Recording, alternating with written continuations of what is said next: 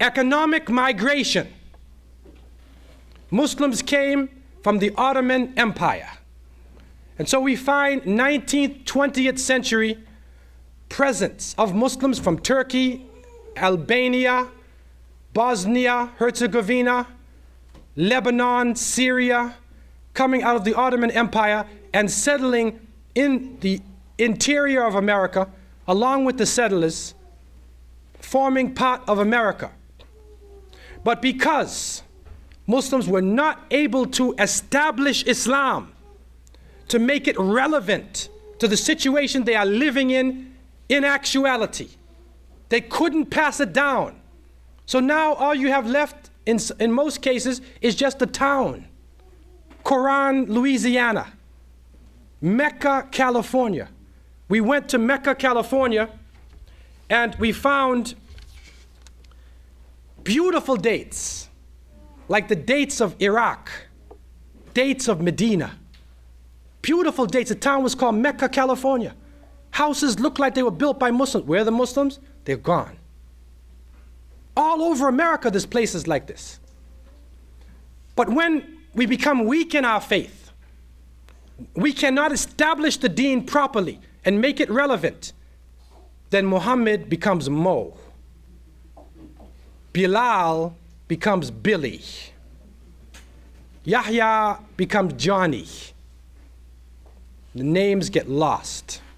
Next generation, he knows his father as Billy.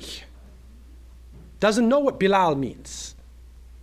And so he relates as his name, Johnny, or whatever it is, and gets lost in the melting pot of America. And so our communities are growing. And alhamdulillah, in the past 30 years, Islam has grown with leaps and bounds in the Americas. By the year 2000, inshallah, we would be clearly the second largest faith group in North America. If you separate the Christians to Catholics and Protestant, we'll be the largest. And in terms of our numbers, alhamdulillah, we have a lot of babies practicing the sunnah. We have people coming into Islam, alhamdulillah. By sheer numbers alone, if we practice our Islam and hold on to the rope, that we would be a significant force in the Americas. But the new strategy with Muslims is not just divide and conquer. That's being used against us. But the new strategy is also confuse and conquer. Bring a form of Islam. You hear the name, you hear Assalamu alaikum, but the things they're doing is so foreign from the message, you get confused. You don't know which way to go. You don't know what religion that they're really talking about in the name of Islam. And so confuse and conquer. Also, in the Islamic centers, neutralize the leadership.